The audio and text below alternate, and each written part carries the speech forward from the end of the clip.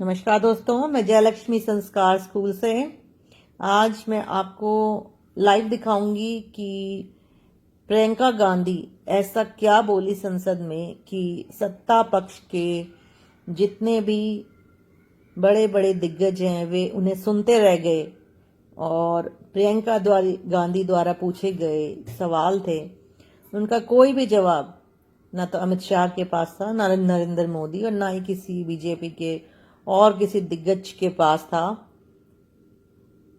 वो बिल्कुल शालीनता से, उन्हें विपक्ष का नेता होते हुए भी उन्होंने इतनी शालीनता से अपना पक्ष रखा, अपनी बात कही कि वे सुनने लायक है और उनकी सभी बातें, सभी मुद्दे बिल्कुल सुनने लायक हैं और उन पर हमें सभी को गौर करना चाहिए। और ये सब सवाल न केवल प्रियंका गांधी बल्कि हम सबको मिलकर नरेंद्र मोदी और सत्ता पक्ष के दूसरे नेताओं से पूछने चाहिए।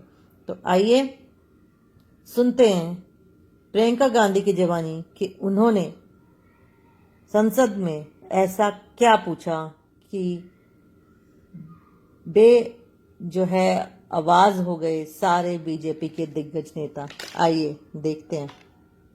उन्नाव में मैं एक रेप पीड़िता के घर गई। उसके खेत जलाए गए थे, उसके भाइयों को पीटा गया था। आगरा में मैं अरुण वाल्मीकि के घर गई, उसकी बीवी को पीटा, उसके पिता के नाखून निकाले। आप हंस रहे हैं लेकिन ये गंभीर बात है। संभल के कुछ लोग आए थे हमसे मिलने। चुनाव में हारते हारते जीतने से इन्हें एहसास हुआ अब क्या कर रहे हैं। आपकी जिम्मेदारी क्या है कि सारी जिम्मेदारी जवाहरलाल नेहरू की है। अडानी जी को सारे कोल्ड स्टोरेज आपकी सरकार ने दिए हैं कि एक व्यक्ति को बचाने के लिए 142 करोड़ देश की जनता को नकारा जा रहा है। सीख लीजिए ना, आप भी सीख लीजिए, आप भी अपनी गलतियों के लिए माफी मांग लीजिए। जो यहाँ से वहाँ जाता है वो धुल जाता है। लेकिन आज का राजा भेष तो बदलते हैं लेकिन न जनता के बीच जाने की हिम्मत है और न आलोचना सुनने की। इनकी मीडिया की मशीन झूठ फैलाती है, तरह तरह के आरोप लगाती है। उनका नाम पुस्तकों से मिटाया जा सकता है, उनका नाम भाषणों से मिटाया जा सकता है, लेकिन जो उनकी भूमिका रही इस देश की आजादी के लिए वो इस देश से कभी मिटाया नहीं जा सकता। उन्नाव में मैं एक रेप पीड़िता के घर गई, उसे जलाकर मार डाला था। वो शायद 20-21 साल की होगी। हम सबके बच्चे हैं। हम सोच सकते हैं कि अगर हमारी बेटी के साथ बार बार बलात्कार हुआ और फिर जब वो अपनी लड़ाई लड़ने के लिए गई तो उसको जलाकर मार डाला गया होता तो हम पर क्या बीतती। मैं उस बच्ची के पिता से मिली। उसके खेत जलाए गए थे, उसके भाइयों को पीटा गया था, उसके पिता को बाहर से घर के बाहर घसीट कर मारा गया था। उस पिता ने मुझे बताया कि बेटी मुझे न्याय चाहिए। मेरी बेटी अपने एफआईआर को दर्ज करने के लिए जब जिले में गई तो उसको मना किया गया।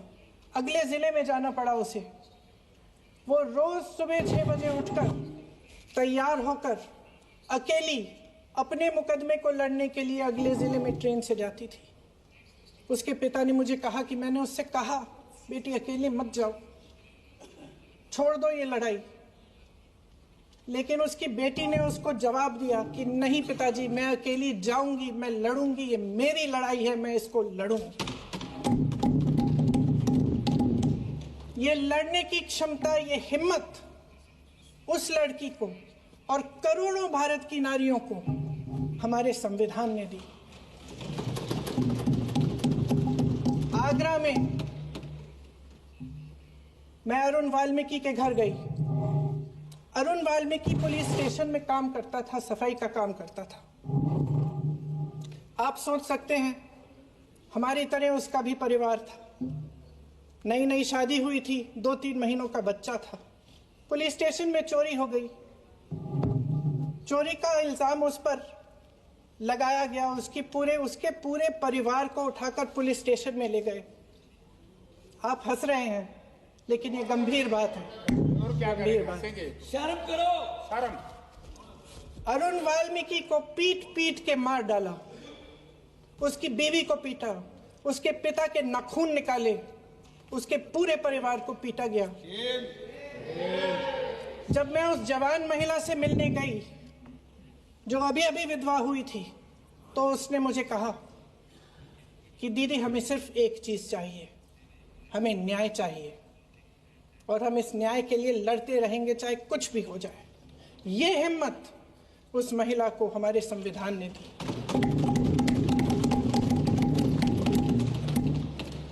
संभल के कुछ लोग आए थे हमसे मिलने जो मृतकों के परिवार के सदस्य थे। उसमें 2 बच्चे थे, अदनान और उजैर। अब सुनिए उसमें 2 बच्चे थे, अदनान और उजैर। एक बच्चा मेरे बच्चे की उम्र का है, दूसरा उससे छोटा 17 साल का है। दर्जी के बेटे थे।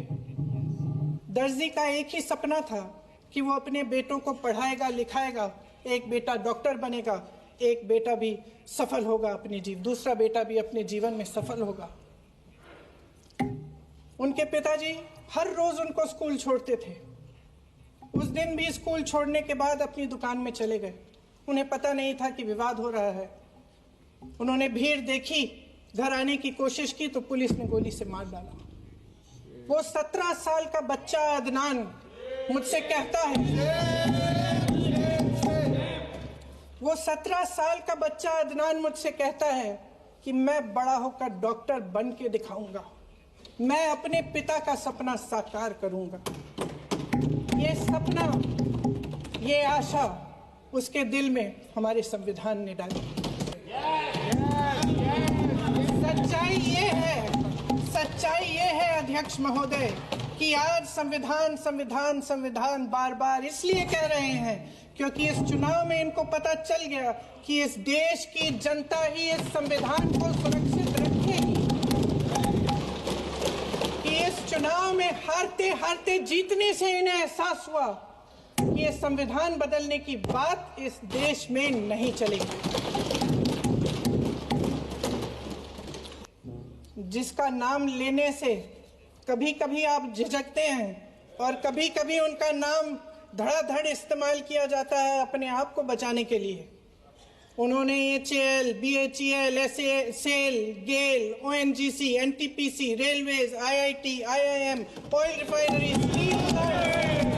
तमाम PSU बनाए। अध्यक्ष महोदय, उनका नाम पुस्तकों से मिटाया जा सकता है, उनका नाम भाषणों से मिटाया जा सकता है, लेकिन जो उनकी भूमिका रही इस देश की आज़ादी के लिए और इस देश के निर्माण के लिए, वो इस देश में से कभी मिटाया नहीं जा सकता। आज चुनाव की वजह से शायद इतनी बातचीत हो रही है नारी शक्ति के बारे में, क्योंकि हमारे संविधान ने महिलाओं को यह अधिकार दिया, उनकी शक्ति को परिवर्तित किया वोट में।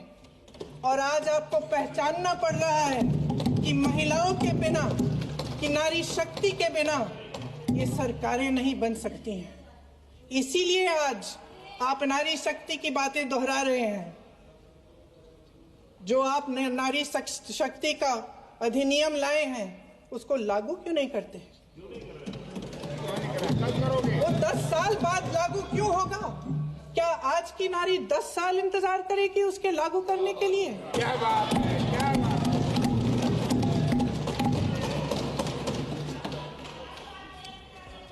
आज संसद में बैठे हुए सत्ता पक्ष के मेरे साथी ज्यादा से ज्यादा अतीत की बातें करते हैं। 1921 में क्या हुआ, कब हुआ, नेहरू जी ने क्या किया। अरे वर्तमान की बात करिए, देश को बताइए आप क्या कर रहे हैं, आपकी जिम्मेदारी क्या है? कि सारी जिम्मेदारी जवाहरलाल नेहरू की है। अध्यक्ष महोदय जी, ये सरकार आर्थिक न्याय का सुरक्षा कवच तोड़ रही है। आज संसद में बैठी ये सरकार बेरोजगारी और महंगाई से जूझ रही हमारी जनता को क्या राहत दे रही है? कृषि के कानून भी बड़े बड़े उद्योगपतियों के लिए बन रहे हैं। सही एमएसपी को छोड़िए, डीएपी तक नहीं मिल रहा है।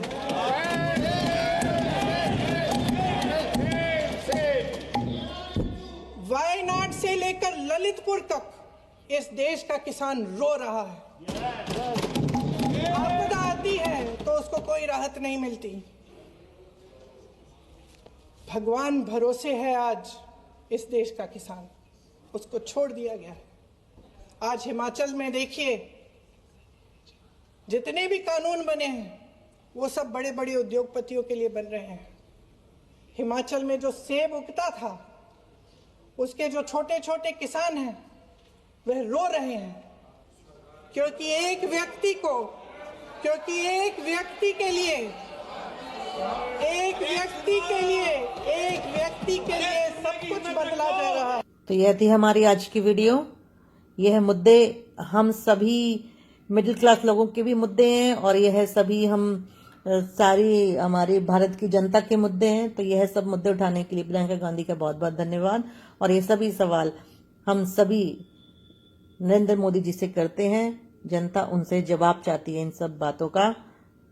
तो अगर आपको आज की वीडियो अच्छी लगी तो इसे शेयर और सब्सक्राइब कीजिए। धन्यवाद।